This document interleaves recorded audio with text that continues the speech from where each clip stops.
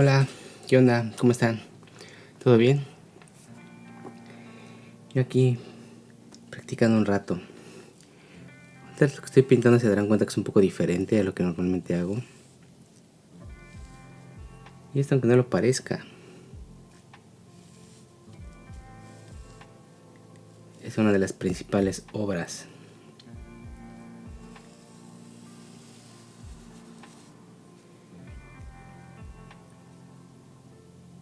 de un monje budista japonés que vivió a finales del siglo XVIII, a principios del siglo XIX, digamos en la segunda mitad de la era Edo.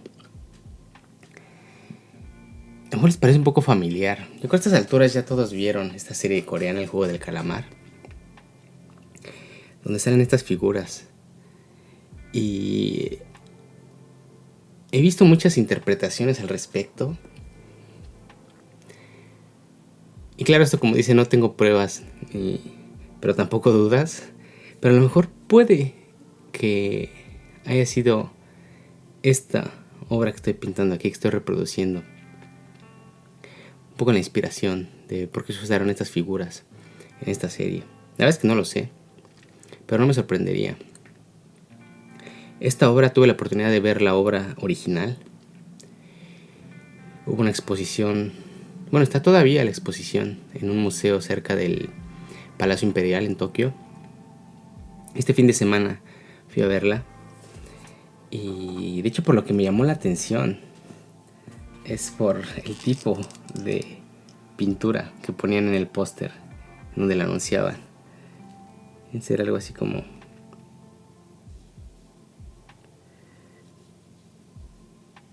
esto podrían pensar que son trazos, digamos que parece un dibujo hecho por un niño, ¿no? Pero si se fijan, si están, digamos, un poco familiarizados con la pintura japonesa, con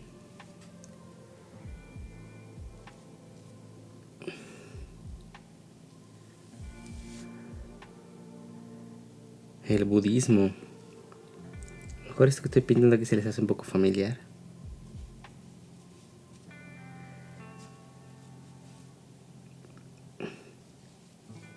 Y este tipo de dibujos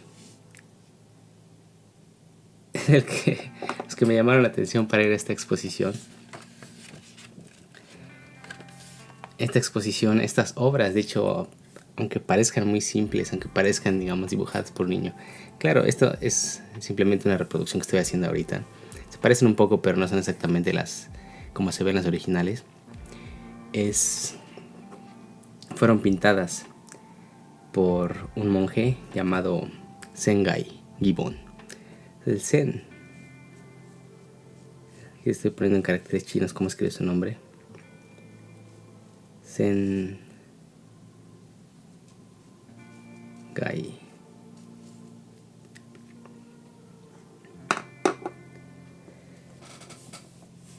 Este monje era, digamos, pertenecía a la escuela del budismo Zen, el budismo que es más popular en Japón. Bueno, no sé si todavía sea el más popular en Japón, pero por lo menos en la era Edo era el más popular. Y bueno, dentro del budismo Zen hay varias escuelas,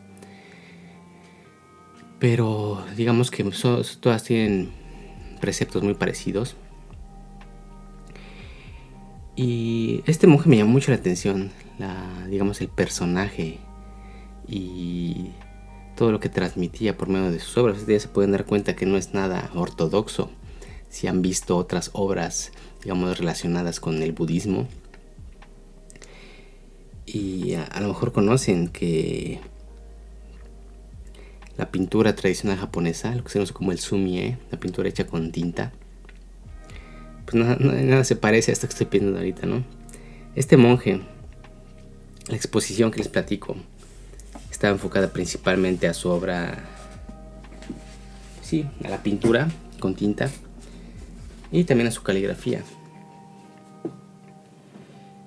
Muchas de sus obras, como les mencionaba, pues presentan temas, presentan imágenes, símbolos muy relacionados con el budismo Zen. De hecho, ese que les pinté hace ratito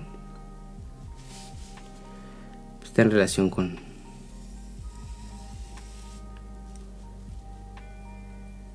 este círculo que también es muy representado en el budismo. De hecho, en el caso del budismo zen se le han dado muchas interpretaciones. Digamos que algo característico de esta escuela, precisamente que se trata de expresar de manera muy simplificada, o hasta se puede decir hasta como minimalista, digamos, conocimientos que ellos consideran conocimientos muy profundos, conocimientos que abarcan muchas cosas.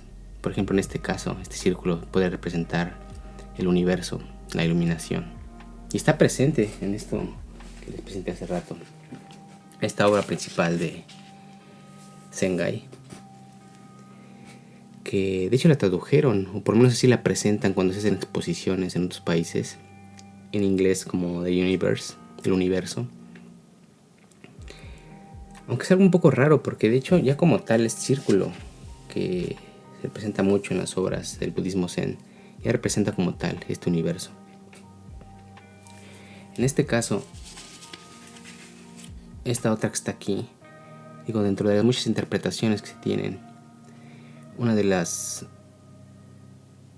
que a mí me gustaron más, no podría decir que digamos la más acertada, pero de las que más me gustaron más, es digamos el camino de la iluminación, el camino de las personas. Las personas tienen que seguir, si quieren, digamos, el camino que se conoce como el camino del Bodhisattva, ¿no? De estas personas que tratan de seguir las enseñanzas de Buda.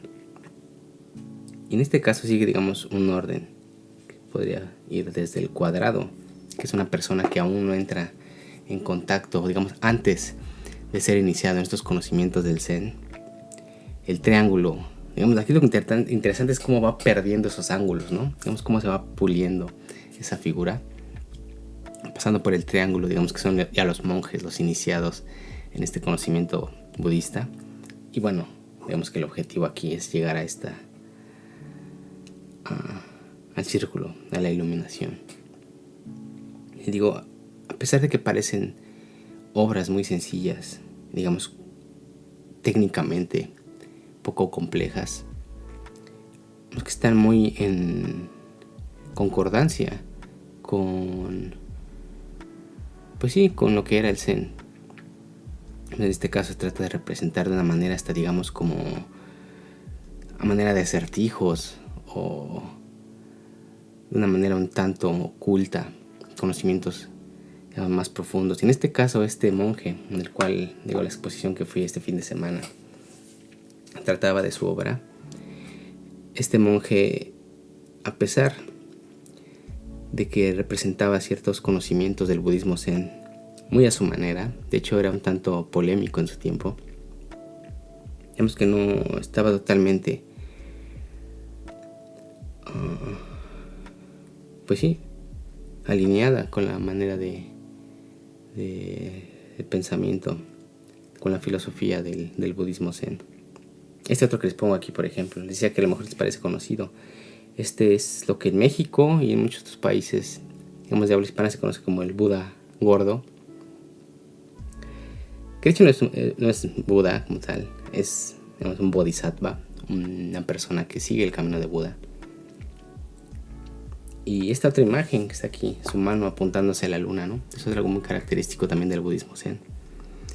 Fíjense, cuando uno ve estos dibujos, cuando vi esta póster presentando la exposición, uno podría imaginarse que pues, así eran todos sus dibujos, o que a lo mejor su técnica no era lo suficiente para hacer dibujos más complejos. Pero ya en la exposición, cuando empiezas a ver un poco más de la vida de este monje de Sengai, Gibbon, te das cuenta que precisamente por estos preceptos del budismo zen, él se fue despegando poco a poco de la forma, digamos, de la técnica. Uno ve sus pinturas más tempranas, pinturas del Buda, pinturas de otros monjes. Son, digamos, imágenes muy relacionadas con el budismo, y es impresionante la técnica que tenía. O sea, técnicamente sus pinturas estaban súper bien hechas, son súper bonitas. A lo mejor si tienen la oportunidad de buscarla, no sé qué tanto venga en internet. tienen oportunidad de buscar estas pinturas tempranas de Sengai, se pueden dar cuenta de la calidad técnica que tenía para hacer estas representaciones. Pero poco a poco, digamos que se fue despegando de esta forma, de esta técnica tradicional de pintura con tinta, y se fue haciendo cada vez, digamos, cada vez más abstracta, cada vez más simplificada, cada vez más minimalista. Y bueno, hasta llegar, por ejemplo, a este círculo, triángulo y cuadrado que les presentaba, ¿no? Aunque, digamos, se queda muy alineado todavía con las ideas del budismo zen.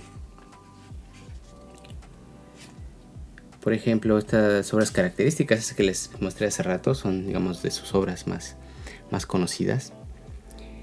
Y todas ellas, además de que, digamos, eran un poco, dejaban mucho a la imaginación, dejaban mucho a la interpretación. Eran polémicas porque hasta cierto punto también él le ponía un toque, digamos, de humor. Él se consideraba a sí mismo como una especie de comediante, como una especie de bufón. Lo que él quería es despertar, digamos, provocar la risa en las personas que vieran sus obras. Y digamos que de esta manera también él pretendía, con alguna de sus obras, acercar a estos preceptos del budismo zen a personas que probablemente no estuvieran, digamos, en contacto con ellos. Por ejemplo, los campesinos, digamos, a las personas en general. Y él usaba el humor, digamos, para a lo mejor para ser más atractivo, para ser más entendible, o simplemente para hacerlo más ameno, que no pareciera tan solemne. Digamos que de ahí las críticas que recibía por su poca solemnidad con las enseñanzas del budismo zen. Esto me recordaba la otra vez que fui a una boda. Bueno, claro, como buen mexicano, pues yo fui bautizado dentro del catolicismo, pero pues hace mucho que no voy a una misa. Pero bueno, por la boda tuve que ir a la misa. Y algo que me llamó la atención y que me acordé cuando estaba en esta exposición y estaba leyendo acerca de este monje, de Sengai, es que el padre que oficiaba esa misa, a pesar de que ya era una persona mayor, trataba de, digamos, restarle un poco de solemnidad. Supongo que eso hacen muchos, principalmente los sacerdotes jóvenes.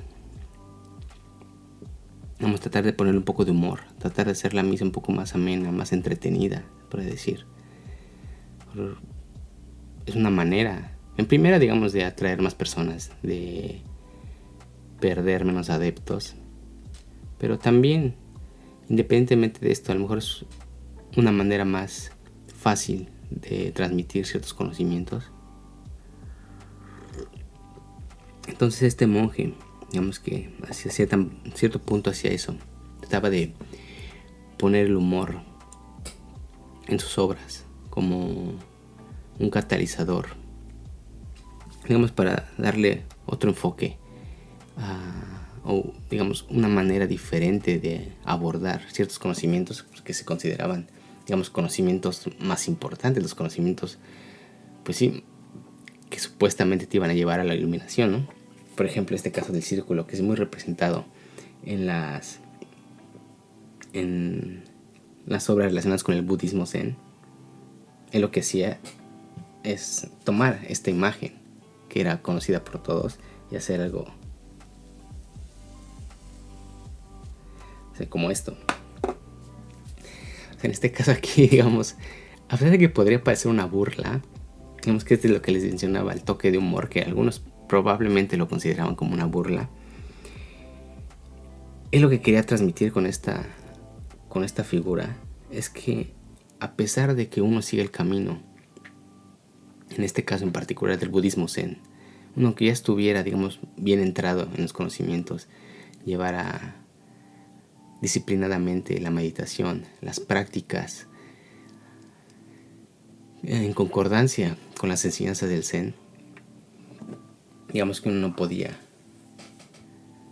a pesar de que estuviera muy cerca de alcanzar la iluminación, que es lo que representa precisamente el círculo, que es un círculo que en teoría, digamos, es un círculo perfecto. Lo que él hacía es meterle esta como muesca, como manera de decir, a pesar de que creas o hayas obtenido la iluminación, digamos que este camino del Buda es un camino, digamos, que no tiene fin, o que, digamos, no te debes distraer, no te debes separar de estas enseñanzas, porque digamos que siempre va a existir esas pequeñas muescas en el camino, ¿no? O sea, con ese tipo de cosas, digamos, tan sencillas, digamos que está muy en concordancia con lo que era la filosofía zen, ¿no? Tratar de transmitir conocimientos profundos a maneras de imágenes muy sencillas o frases muy sencillas, ¿no? También otro de lo que él hacía, además, claro, de la pintura, era pues, la caligrafía. Que bueno, aquí muchos consideran que es parte, digamos, de lo mismo, ¿no? La caligrafía puede ser una expresión un tanto diferente de la pintura con tinta. Y a mí lo que me gusta de su caligrafía es que también, así como esta pintura muy minimalista, muy a su manera, igual la caligrafía, por ejemplo, uno de los preceptos del Zen, la paciencia, una de las cualidades que tiene que tener un monje.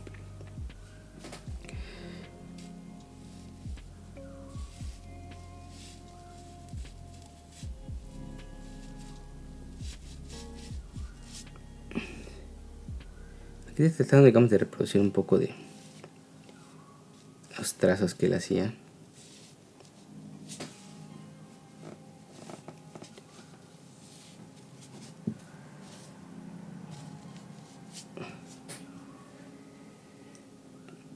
Entonces, a lo mejor, bueno, ustedes no están para saberlo, pero si se dan cuenta, esto nada tiene que ver con lo que he estado practicando en los días anteriores.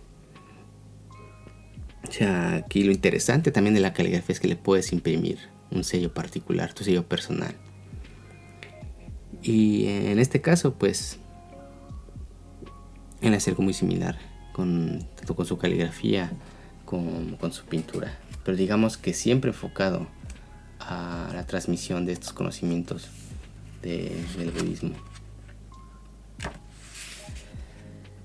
Y así, a medida que ibas avanzando en esta exposición, presentaban sus trabajos, podías ver, digamos, presentado de manera poco ortodoxa todos estos mensajes, digamos, presentados de manera muy simple. Por ejemplo,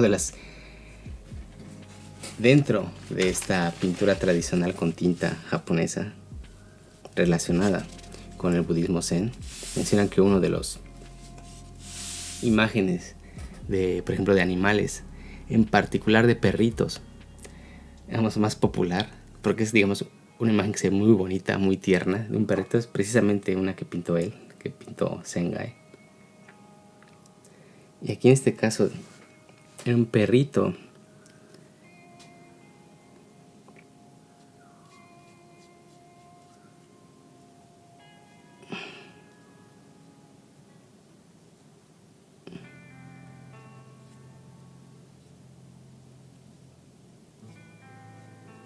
y aquí lo interesante de este perrito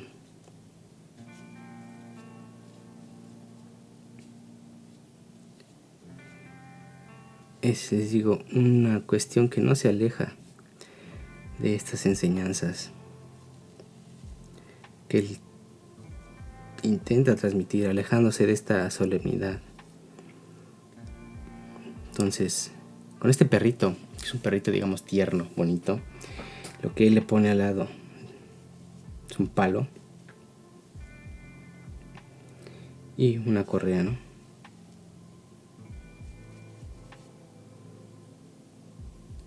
O sea, igual con este tipo de mensajes tan sencillos,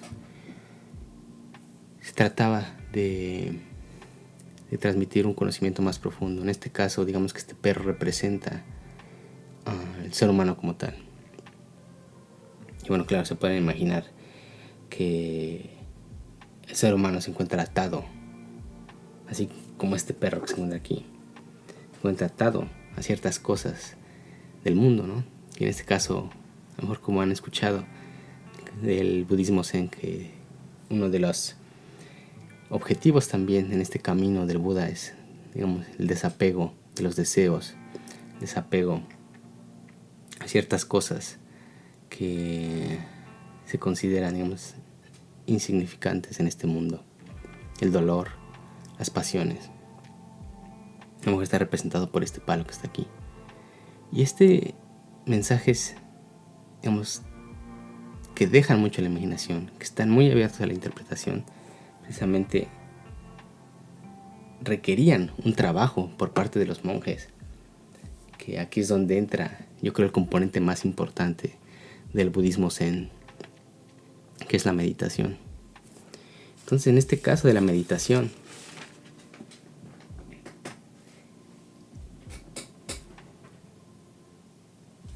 hay una historia interesante que precisamente es con uno de los, digamos, el fundador legendario del budismo zen, que es el Bodhidharma, conocido aquí en Japón como el Daruma, que digo es como el legendario porque supuestamente se la pasó sentado así como muchísimos años en la misma posición, en el mismo lugar, que hasta su imagen quedó grabada en la pared de una cueva, ¿no? Y aquí precisamente una de las críticas que se le hace al budismo zen, digamos de otras escuelas de budistas, es este enfoque que se tiene en la meditación. Que la idea del budismo zen es que mediante la meditación, inclusive algunos mencionan que el simple hecho de estar sentado ya constituye, digamos, un proceso de meditación. Esta palabra que es el zazen, que es esta posición de loto, de estar sentado meditando, ya en sí constituye un proceso o un paso en la meditación. Y es que recibe críticas porque, o sea, el hecho de que estés sentado pues no te va a llevar a la adquisición de ningún tipo de conocimientos, ¿no? De hecho, Sengai, a pesar de que pertenecía a la escuela del budismo zen y que le daba un lugar muy importante a la meditación, de hecho una de sus imágenes más representadas, que digamos que él pintó muchísimo, es precisamente el Bodhidharma, en esta posición sedente, posición de meditación. Él hace una crítica, digamos, un tanto velada y, digamos, un tanto burlona a esta cuestión de la meditación. Entonces, para empezar, él tiene un autorretrato. Aquí se me hizo muy curioso. Fíjense, nada más con ver sus obras, que uno se pueda reír, creo que cumple muy bien el objetivo que él tenía cuando las hizo. Siglos después, todavía reírse al ver estas obras y ver, digamos, la razón por la cual la pintaba, ¿no? Por ejemplo, su autorretrato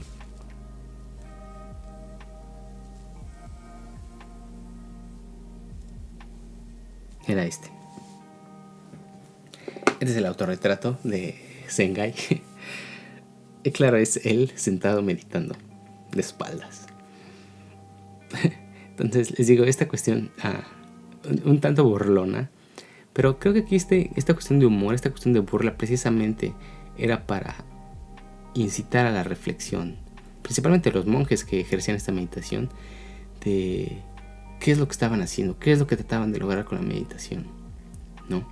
Digamos, esta cuestión esta idea de cuestionar las mismas enseñanzas del budismo, del zen en particular, hace, digamos, que los monjes a su vez se cuestionaran y pusieran especial atención en lo que estaban haciendo, ¿no? En este caso la meditación es una de las críticas un tanto burlonas que él tenía con respecto a la meditación. Era otro de sus pinturas famosas,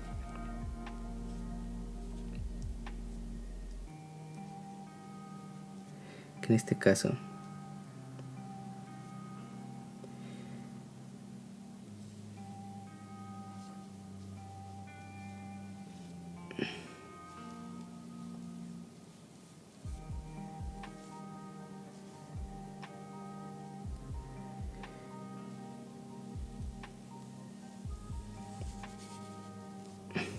era una rana. Entonces lo que él preguntaba es, la rana, ya de por sí, o sea, en su posición, como pueden ver en el dibujito, las ranas pues ya están en la posición, digamos, esta posición de meditación. Ellas se la pasan todo el tiempo en esta posición sentadas, meditando, si se quiere ver así. Entonces, lo que él trataba de decir con esta pintura es: ¿acaso las ranas, por el simple hecho de estar sentadas en esta posición de meditación, podrán en algún día, por ese simple hecho, alcanzar la iluminación, seguir el camino del Buda, por el simple hecho de estar sentadas así? Claro, como les digo, esto es obviamente una burla a esta cuestión de que enfocarse y, digamos, dejar todas las demás enseñanzas del budismo zen de lado y enfocarse únicamente en la meditación, y en algunos casos muy extremos, digamos, el puro hecho de estar sentado sin realmente estar, digamos, consciente de este proceso, y también de que otra de las cuestiones del budismo zen es no nada más la cuestión meditativa, sino que también se tiene que poner, digamos, en práctica los conocimientos que se vayan adquiriendo. También tienes una serie de, digamos, así, de conductas que tienen que seguir los monjes. Entonces él apelaba a, digamos, una visión más general, más global de lo que debería ser el budismo zen, más que simplemente enfocarse en estar sentado meditando, ¿no? Claro, eso le puede tener muchas críticas de sus contemporáneos, pero bueno, él, como les decía, él lo hacía todo muy, muy a su manera, ¿no? Y claro, además de las que sí tienen muchísimas pinturas similares tratando de mandar ese tipo de mensajes, siempre con un toque cómico. Pues claro, dentro de lo que más me interesaba a mí ver eran sus trabajos de caligrafía. Claro, como les decía, tenía una manera muy particular de escribir. Lo que me llama la atención es cómo coloca el pincel. Se puede ver que la manera en que él posicionaba, colocaba, daba el primer trazo del papel, o sea, se ve que ponía el pincel con mucha energía. No se puede ver, por ejemplo, en esta otra palabra que es muy representada en las obras relacionadas con el budismo.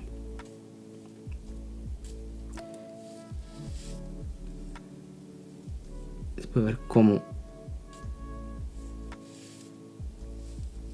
se ponía el pincel con fuerza, ¿no?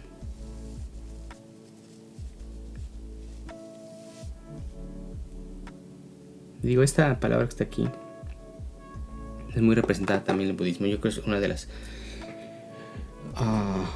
digamos, preceptos centrales de esta escuela, que en este caso este primer kanji significa nada, y este como es el kanji de cosa. Este significa buji, que se utiliza de hecho en el japonés actual, el japonés, digamos, de habla cotidiana, que es, por ejemplo, cuando dicen llegaste bien a casa, o sea, si llegaste bien o llegaste sin contratiempos, o sea, sin que pasara nada. Eso es lo que significa en japonés cotidiano, en japonés actual. Pero dentro del budismo, o sea, lo que se refiere a esta palabra es que no haya nada, que no haya acontecimientos. Como les decía, aquí lo que decía este monje es: si no hay nada, si no pasa nada, digamos, es un momento feliz. Que está muy en relación con esta doctrina del desapego, de la liberación del deseo, liberación de ciertas preocupaciones, ¿no? Entonces, si no pasa nada, digamos que es un momento feliz. No es un momento feliz en el que, digamos, estás muy exaltado. Puede ser, por ejemplo, por una alegría exagerada, sino precisamente lo contrario. Cuando no pasa nada es cuando es un momento, digamos, ideal.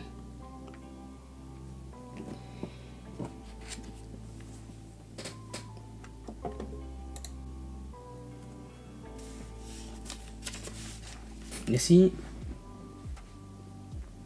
yo creo que nada más, si quieren, les puedo presentar otro de sus trabajos que está muy acorde con, les decía, la cuestión de no enfocarse solamente en la meditación, sino también ellos tenían que hacer ciertas prácticas, y que a pesar de que la idea que se tiene general del budismo zen, esta cuestión de un trabajo, si se puede ver así, puramente intelectual, que es precisamente mediante la meditación, se puede ver que en este caso Sengai, este monje, también abogaba por estar en contacto con el mundo material, con las experiencias sensoriales. Y se puede ver, por ejemplo, en este trabajo, que este primer kanji que está aquí, kanji de beber,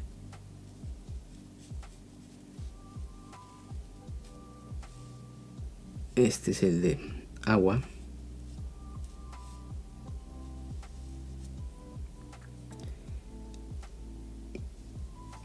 este de aquí es el kanji de frío,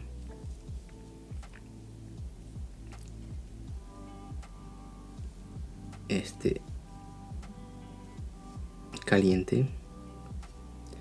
Con eso se puede empezar a dar una idea de qué es lo que quiere decir con este mensaje.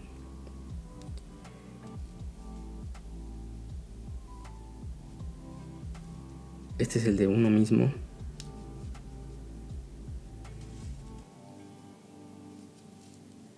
Este es el de conocimiento. O sea, lo que quiere decir aquí es: no puedes tener un conocimiento de si algo es frío o caliente hasta que no lo bebas, ¿no? En este caso, o sea, lo que dice textualmente es: para saber si el agua está fría o caliente, la tienes que beber. O sea, es lo que les decía. En este caso sí aboga mucho por el estar en contacto con las experiencias sensoriales y no un puro trabajo. No es un trabajo puramente intelectual por la meditación. Entonces, es una figura muy interesante. La verdad es que es muy impresionante toda la obra que tenía. Desde ver los trabajos con una calidad técnica impresionante, sus pinturas tempranas del Buda, de paisajes, de los templos a los que peregrinó. Si ven sus trabajos tempranos, por ahí cuando él tenía aproximadamente 40 años, pueden ver la calidad técnica que él tenía.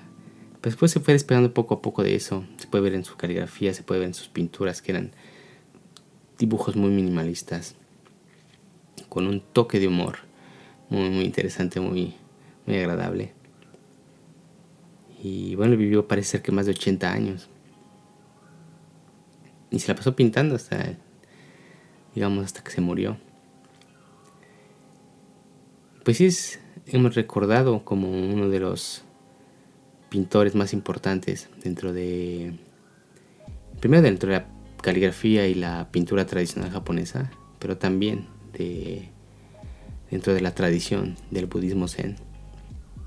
Y aquí lo que se ha revalorado en este último siglo es este toque de humor que le pone, digamos, su toque personal que le imprime a estos mensajes en relación con el zen. Entonces, si pueden checar en internet, si pueden ver, no sé qué tanto se puede encontrar, porque, y claro, ahorita se lo estoy pintando yo porque no les puedo mostrar imágenes, no sé si haya problemas de copyright, pero pues busquen, lean un poco de él. Es una figura muy interesante, y más si están interesados en esta pintura y caligrafía tradicional japonesa o del budismo zen en particular. Digamos que es una manera muy interesante de abordar ciertos conocimientos, vamos, despojándolos de la solemnidad, despojándolos a lo mejor de cierta complejidad. Esta manera de abordarla con un toque de humor, con un toque, digamos, diferente, a lo mejor puede ser que comprendamos un poco mejor estas doctrinas del budismo zen. Claro, aunque hay otros que puede tener el efecto contrario, ¿no? Como el que les ponía al principio del del cuadrado, del triángulo y el círculo, que yo creo tiene traía más preguntas que respuestas. Pero supongo que ese es el camino que tienen que seguir estas personas, ¿no? Un trabajo intelectual que, como él decía, no tenía fin, no cesaba, siempre tenía que estar uno enganchado, atento, paciente en este camino del Buda. Pero bueno, chéquenlo y a ver si encuentran algo o a ver si quieren saber otra cosa al respecto. Pues ahí luego me dicen qué onda, ¿sale? Pues cuídense, nos vemos luego, bye.